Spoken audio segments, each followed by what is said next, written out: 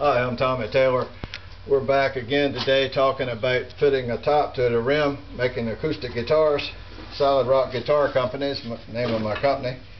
We've been working with wood for about 25 years and been building guitars a few years, still learning, but we find some tricks here we just thought we'd show today. So we starting with this assembled rim. I mean the rim, of course, is assembled here, but the top, we explained a while ago how to brace the top. So here's the top that's braced, and these ends are already fitted here, but I'm going to show you what you have to do in order to fit those, because normally you'll start with the ends of these will be built up heavy, because what you do is you leave these heavy to get the contour of the wood, and then you shave them down with a chisel.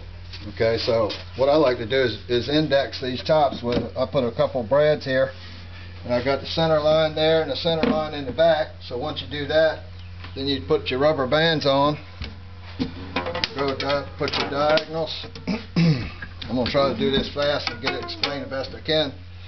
And then if you want 2 or 3 across, okay, so you do that, and you want to make sure that these are still centered good. Center line of the mold, center line of the rim, center line of the top, and then you'll turn the thing over, make sure you got cardboard and your table surface is clean. Sure that's all good and clean.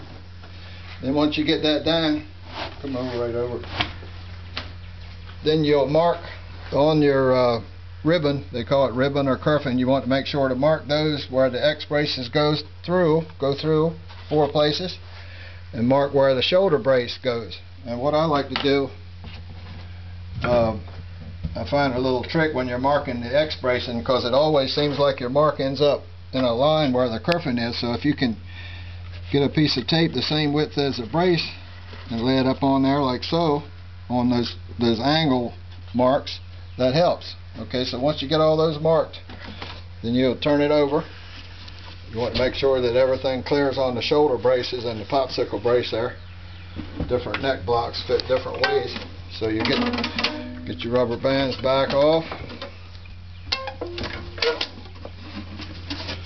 And where you have the lines,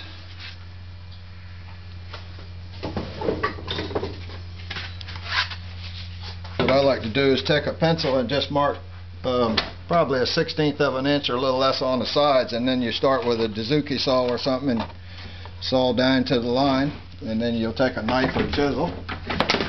You have to be very careful. Some woods are softer than others.